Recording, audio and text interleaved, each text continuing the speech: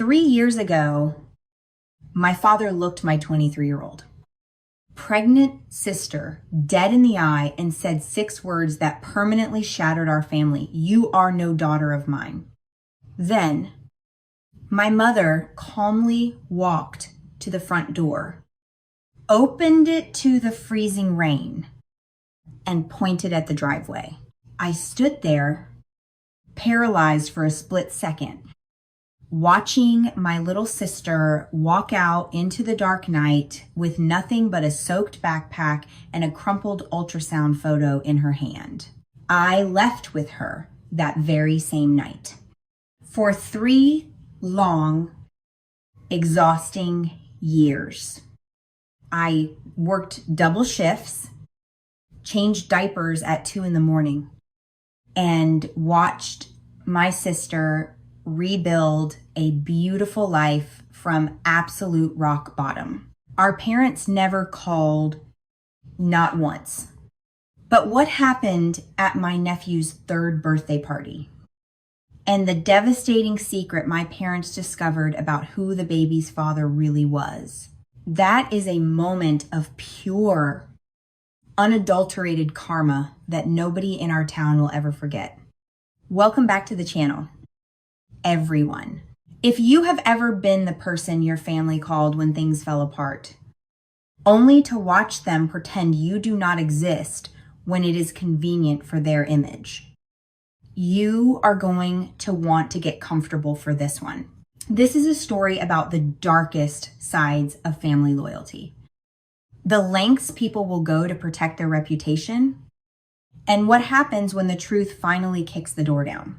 Do me a quick favor. If you believe that family is about who shows up for you in the dark and not just who shares your blood, hit that like button right now. It really helps the channel out. And make sure you are subscribed because you are not going to want to miss how this showdown plays out. Let me take you back to the beginning. My name is Myra. I am 32 years old and I work as a physical therapist. To understand this story, you have to understand the Goodwin family. In our small town, my family had a reputation, and my mother guarded that reputation the way a dragon guards gold. We were the pillar family of Grace Fellowship Church. We sat in the 3rd pew from the front, left side, every single Sunday for 26 years.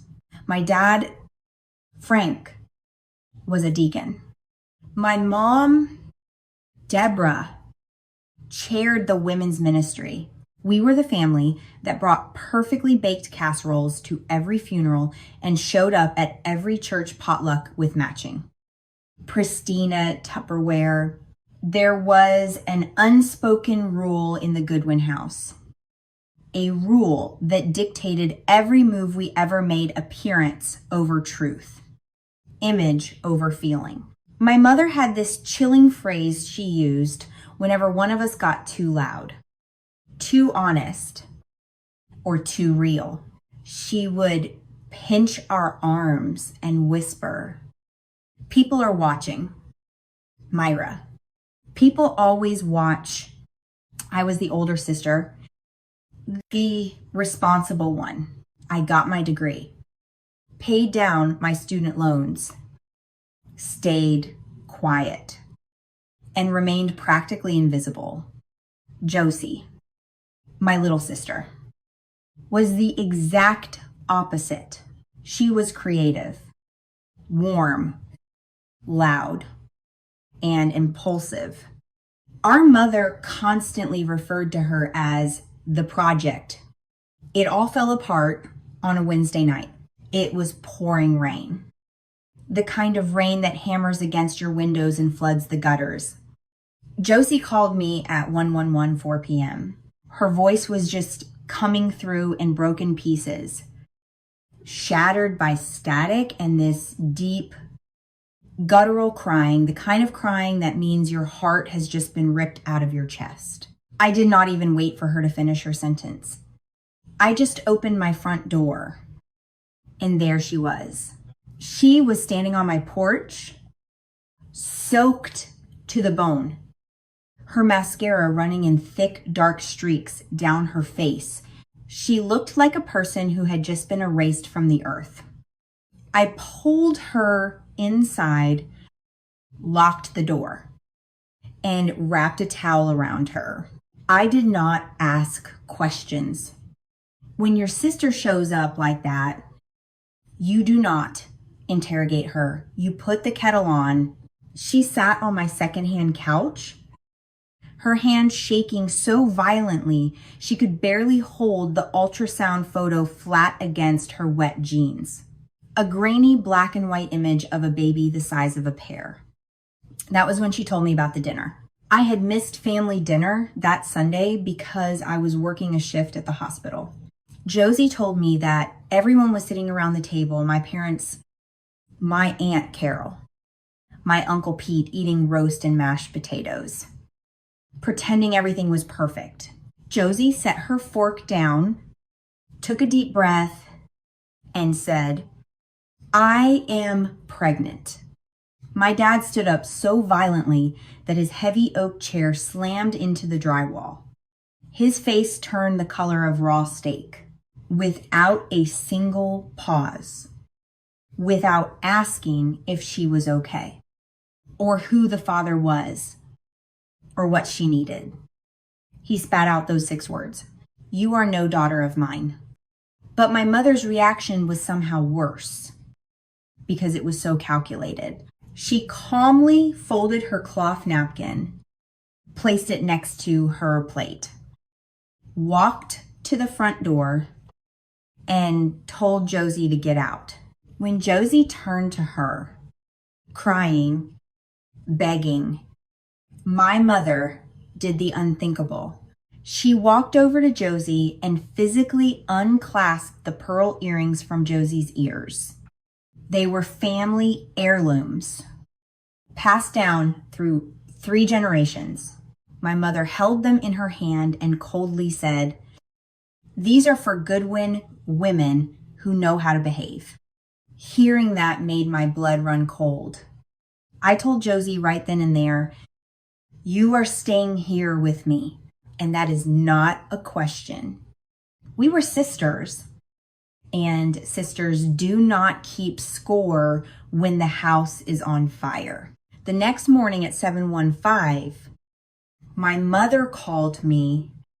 Her voice was completely devoid of emotion, totally rehearsed.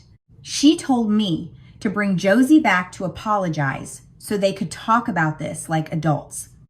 I was standing in my kitchen, looking at my pregnant sister sleeping on my lumpy couch in her clothes from yesterday.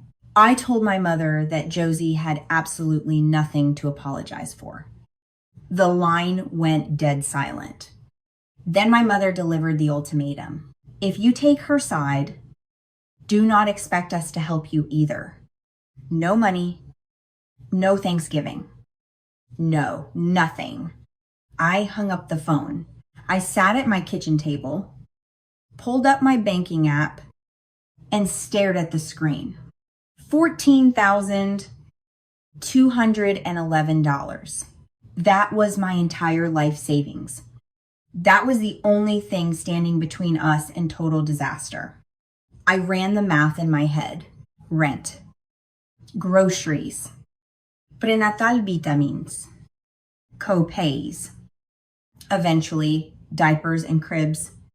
If we were incredibly careful, it would last 8 or 9 months. I immediately called my supervisor at the hospital and begged for double shifts. Tuesdays, Saturdays, whatever they had. I took it all. For the first few months, our apartment was a bubble of quiet survival. We didn't talk about our parents. We didn't talk about the father. Honestly, Josie refused to tell me who the father was. And I didn't push her. I figured she would tell me when she was ready. Instead, we talked about whether we could afford the name brand saltine crackers for her morning sickness. or if we had to buy the generic ones. While we were surviving, our parents were busy controlling the narrative in town. My Aunt Carol, who is basically the town gossip disguised as a prayer warrior, showed up at my apartment one afternoon holding my mother's signature white ceramic casserole dish with a chipped rim. It was filled with tuna casserole. Aunt Carol stayed for exactly 45 minutes, snooping around my apartment, asking pointed questions to see if there was a man in the picture. I gave her nothing. When she reported back to my mother that Josie was showing with no ring on her finger and no man in sight, my mother's official response through the family grapevine was simply, she made her bed.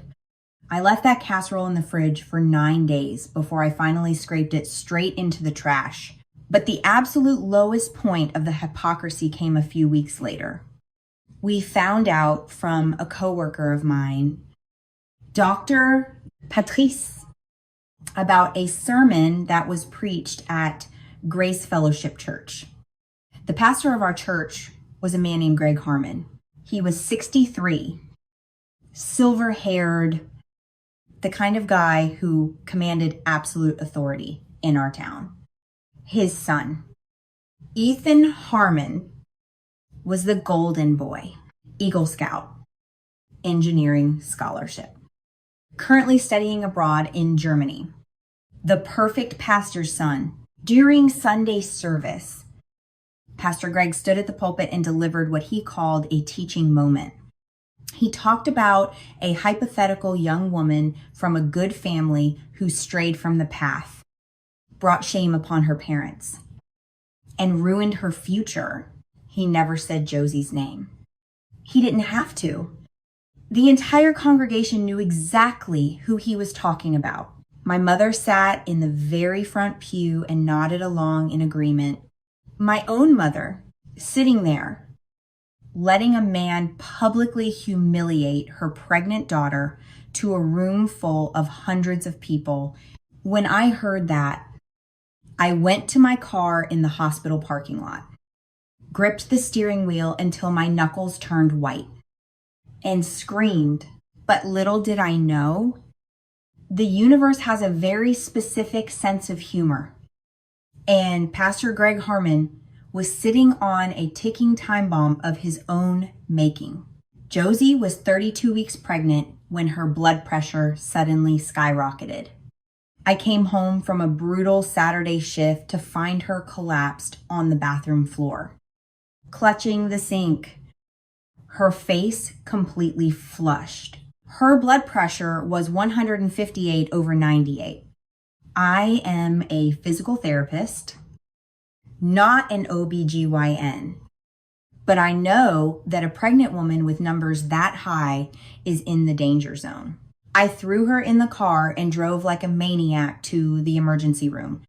It was gestational hypertension. They put her on strict bed rest. She couldn't work her part-time diner shifts anymore. Suddenly, my income was the only income. I sat in the cold, sterile hospital hallway, pulled out my phone, and texted my mother, Josie is in the hospital. Blood pressure complications. I watched the screen. Delivered, read at 9:41 p.m. I stared at the little blue check mark for 5 solid minutes. Nothing. No typing bubble. No, is she okay? No prayers. Nothing. My mother read that her daughter might be dying. And she chose her pride. She chose silence. 6 weeks later, on a Tuesday morning, Micah James Goodwin came into the world 6 pounds, 11 ounces, healthy lungs, and a full head of thick, curly brown hair that definitely did not come from our blonde, fair-featured family. I stood in the delivery room, holding my sister's hand, looking around at the empty room. No flowers, no grandparents, no father pacing in the waiting area. When the nurse asked for an emergency contact, Josie just looked at me and said, "Just Myra. I went down to the hospital gift shop and bought a soft $12 yellow blanket. It was all I could afford, but it was the first thing I ever gave my nephew."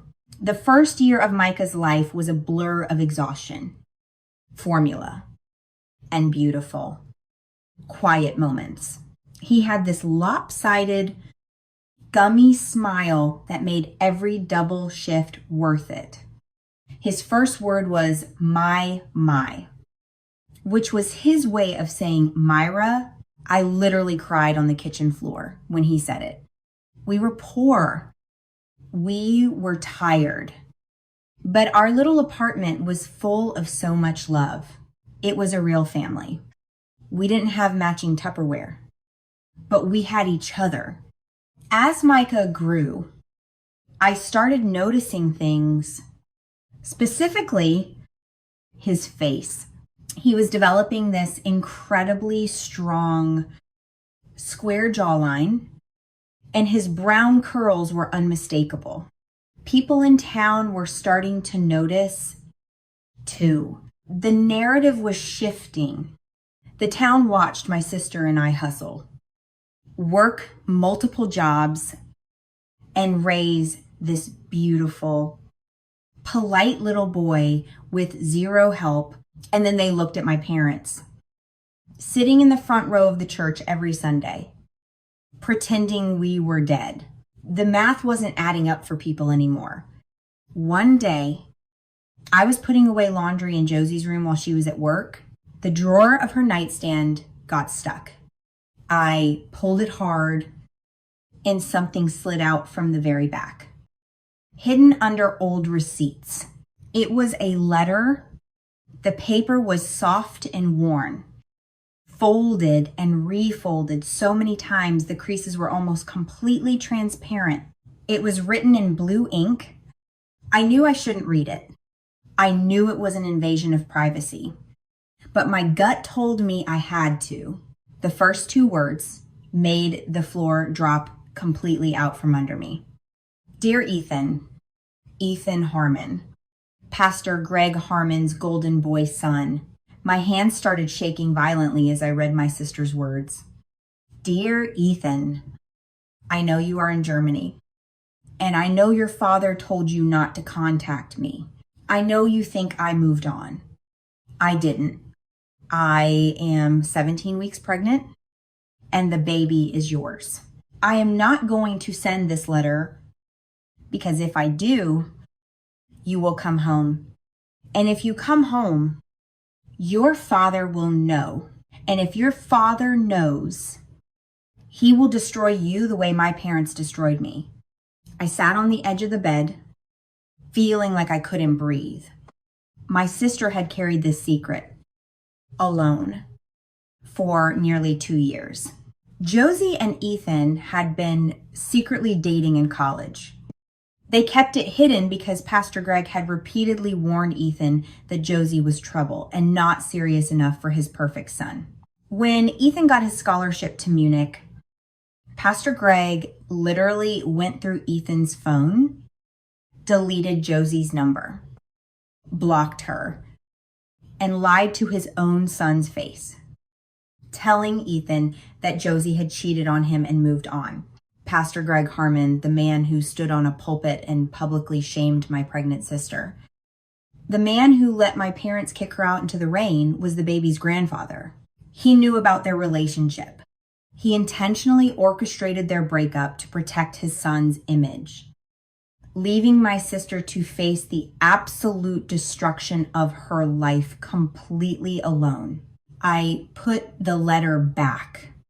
That night, I made Josie a cup of tea, sat her down, and told her I found it. She completely broke down.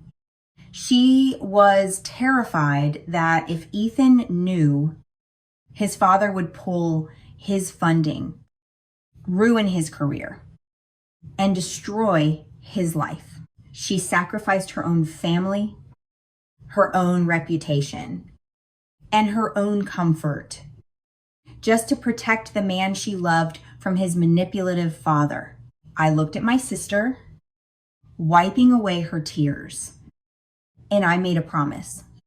Josie, Ethan has a son. He deserves to know I am finding him the next morning. I went on LinkedIn. It took me 5 minutes to find Ethan Harmon, structural engineer, living in Munich. His profile picture stared back at me. The same curly brown hair, the same square jaw.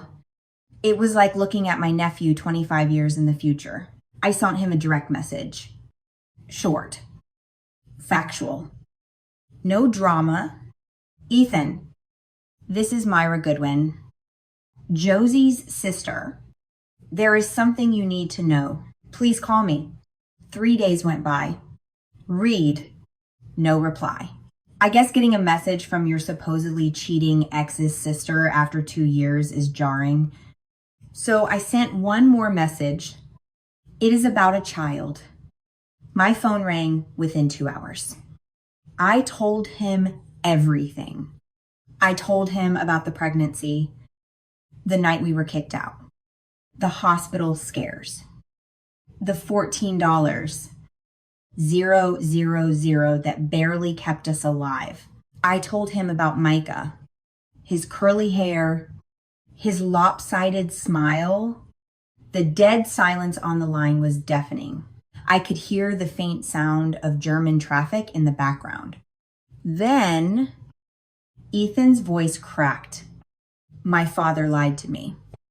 He whispered. He told me she found someone else. My father took my son away from me before he was even born. Ethan didn't hesitate for a single second. I am coming home. 6 weeks later, I was standing at the regional airport watching Ethan walk out of the terminal. He looked pale, terrified, like a man marching onto a battlefield. We drove back to my apartment in near silence. When we pulled into the parking lot, Josie was standing on the porch, holding 20-month-old Micah on her hip.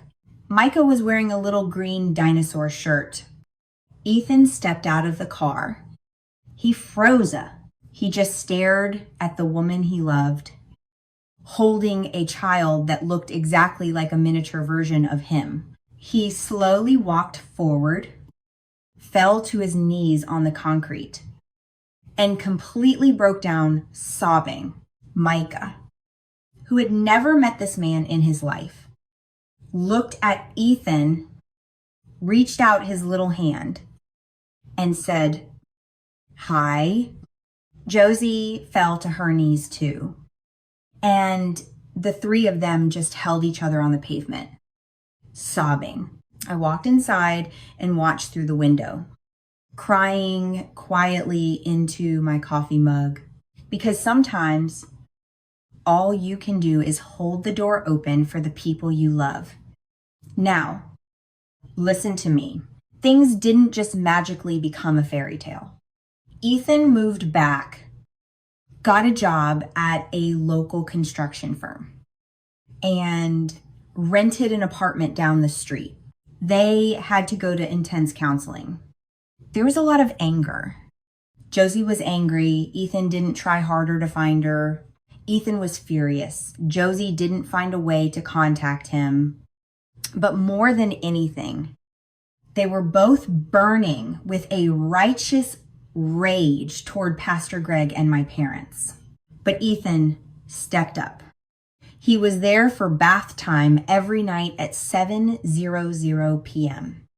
He read bedtime stories. He paid for Josie to enroll in a nursing program at the community college.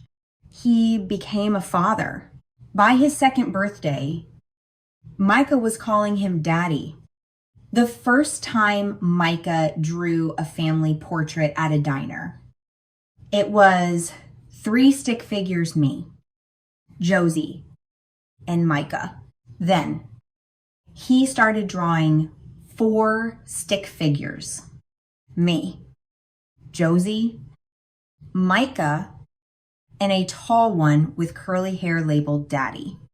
You know, who was never in those pictures. Grandparents. And this brings us to the climax of the story. The moment the universe finally served the check to my parents. It was 3 months before Micah's 3rd birthday. My Aunt Carol, the town informant, suddenly called me out of the blue. Her voice was dripping with fake sweetness. Honey, your parents miss you so much. Your mother cries every night. I literally rolled my eyes. Aunt Carol, they know where I live. They have had my number for 3 years. Then she dropped the real reason. Well, your mother heard Josie is doing well, that there's a nice man in her life. People at church keep asking about the baby. And your father is so embarrassed that he doesn't know what to say. They want to come to the birthday party. I stood in my kitchen and actually laughed out loud. They didn't miss us. They didn't care about the years we nearly starved. They didn't care about the hospital scare. They cared that the scandal now had a happy ending, and they wanted back into the photo ops so they wouldn't look bad at church potlucks anymore. A few days later, my mother actually had the audacity to show up at my porch unannounced. She was holding a white ceramic casserole dish, the exact same kind she had sent 3 years ago. She looked at me with this pathetic, trembling smile and said, I just want things to go back to normal. I want my girls back. I looked at her dead in the eye and said, normal was you throwing your pregnant daughter into the freezing rain because of your precious image. Normal was you letting Pastor Harmon humiliate her in front of your entire congregation while you nodded in the front row. Her face went completely white, but she tried to defend him. Pastor Harmon is a good man. He was just trying to help our family. Pastor Harmon, I said, my voice dangerously low, does not care about this family.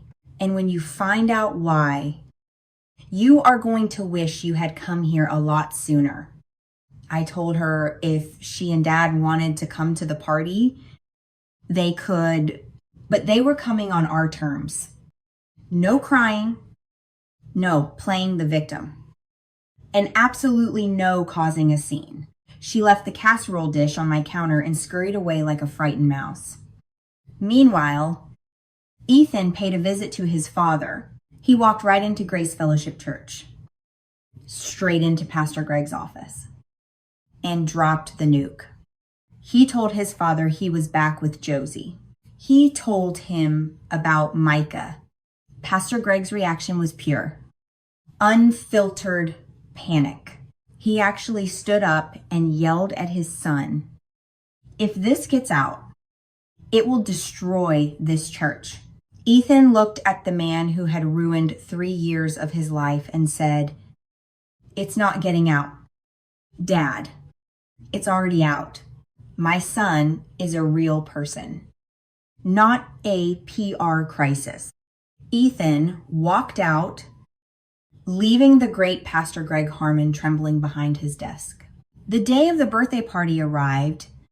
I had bought a small 2-bedroom house with a little backyard.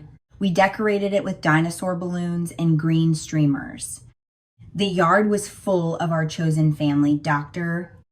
Patrice, Ethan's construction buddies, daycare friends. It was loud, chaotic, and beautiful. At 2:20 p.m., a sedan pulled up. My mother stepped out wearing a stiff, pressed blouse, carrying yet another pristine white casserole dish. My father followed behind her, looking wildly uncomfortable, hands shoved deep in his pockets. They walked into the backyard like aliens, landing on a new planet. They didn't recognize anyone. Micah ran right past them to grab a water balloon. He didn't even look twice at them. My mother's face completely shattered when she realized her own grandson didn't know who she was. She set her stupid casserole dish on the folding table next to the cupcakes, and that was when the back gate swung open. Ethan walked in carrying a massive wrapped present. Micah dropped his water balloon, screamed "Daddy," and sprinted across the yard, launching himself into Ethan's arms. Ethan scooped him up, laughing, burying his face in Micah's curls. My father froze. He stared at Ethan. Then he stared at Micah. The curly hair, the jawline, it all suddenly clicked in his brain. My father's voice was barely a whisper. That's the Harmon boy. That's Pastor Harmon's son. My mother was holding a plastic serving spoon over her untouched casserole. She literally froze like a statue. The spoon just hovered in the air. How is this possible? She choked out. Someone would have told us. I stepped right up to them. Someone did try to tell you. I said, loud enough for the people nearby to hear. Josie tried to tell you, but you didn't let her finish her sentence before you threw her out like garbage. Josie walked over, holding Ethan's hand. Mom, Dad. She said, her voice steady and powerful. This is Ethan, your grandson's father, the man you never let me introduce. My mother immediately deployed her ultimate weapon, white woman tears. She started crying, trying to flip the script. If we had known, if we knew he was a respectable boy, we wouldn't have done it. You humiliated us. Josie didn't even blink. I gave birth in a sterile hospital room with no family.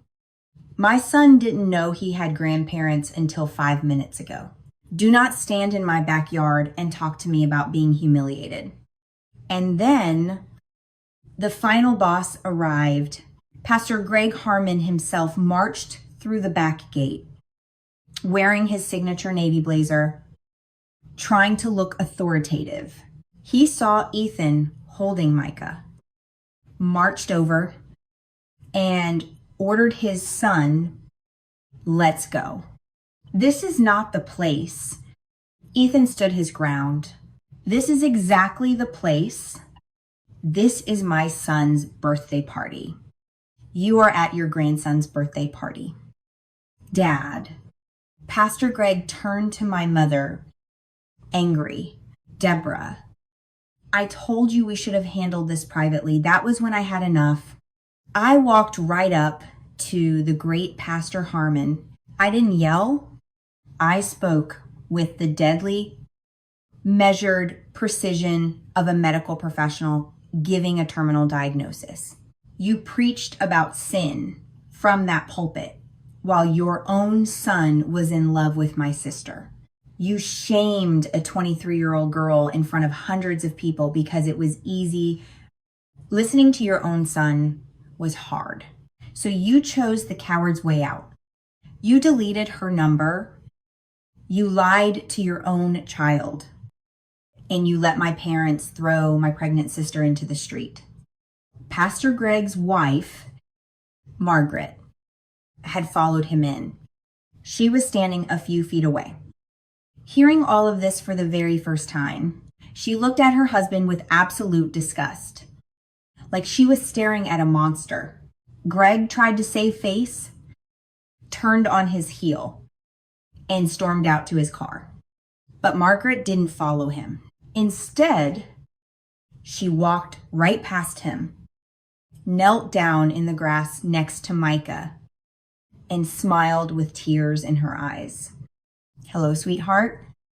She said, I am your other grandmother. My parents didn't stay long after that. My mother asked to hold Micah just once. Micah let her hold him for about 30 seconds before squirming away and reaching for Josie. Kids know who loves them. My parents walked back to their car in absolute silence. They left the casserole dish on the table. Nobody touched it. The aftermath of that day was swift and brutal. Pastor Greg Harmon was forced to take an immediate leave of absence for health reasons. Everyone in town knew it was actually a forced resignation. My mother had to quit her position at the women's ministry out of sheer embarrassment. They lost the precious image they sacrificed their daughter to protect. Josie and Ethan got married at the county courthouse that October. I stood right beside her as her witness. A few months later, Josie graduated with honors from her nursing program. I sat in the audience and watched my sister, the girl who was thrown out into the rain with nothing, walk across that stage as a registered nurse. They bought a little house 10 minutes down the road from me. My parents eventually sent a card in the mail. No apology, no deep emotional reckoning. Just a pre-printed card that said, thinking of you. I stuck it on my fridge next to the electric bill. One Saturday morning, I was cleaning my kitchen. I reached up into the top cabinet and found that original white ceramic casserole dish Aunt Carol had brought over years ago. I pulled it down. It felt so small, so insignificant. A cheap, chipped piece of pottery that represented all the fake, conditional love I had spent my whole life trying to earn. I walked it out to the garage and threw it directly into the donation bin. I didn't need it anymore. I went back inside and looked at the fridge. Micah had drawn a new picture, 5 stick figures this time. Me, Josie, Ethan, Micah, and a new figure scribbled in yellow crayon. Grandma Margaret, still no, Mom and Dad. If there is one thing I want you to take away from my family's disaster, it is this biological family is an accident of birth, but true family is an active choice. The people who truly love you do not demand perfection before they offer you a seat at their table. They do not care about how your struggles make them look to the neighbors. The people who love you are the ones who show up in the middle of the night. When you are soaking wet, terrified, and holding nothing but a grainy ultrasound photo, they are the ones who sit with you in the ugly, messy, terrifying parts of life and say, we are going to figure this out. Everything else, the apologies, the explanations, the perfectly baked casseroles, none of it matters if they weren't there when the house was burning down. Do not ever let anyone manipulate you into believing that maintaining a fake image is more important than protecting your own peace. Thank you so much for listening to my story. If this resonated with you, if you have ever had to build your own chosen family from the ground up, please share this video with someone who might need to hear it today. Drop a comment below and let me know how you would have handled my parents at that party. I read every single one. Don't forget to hit that like button, subscribe to the channel so you never miss a story. And I will see you guys in the next one. Stay strong.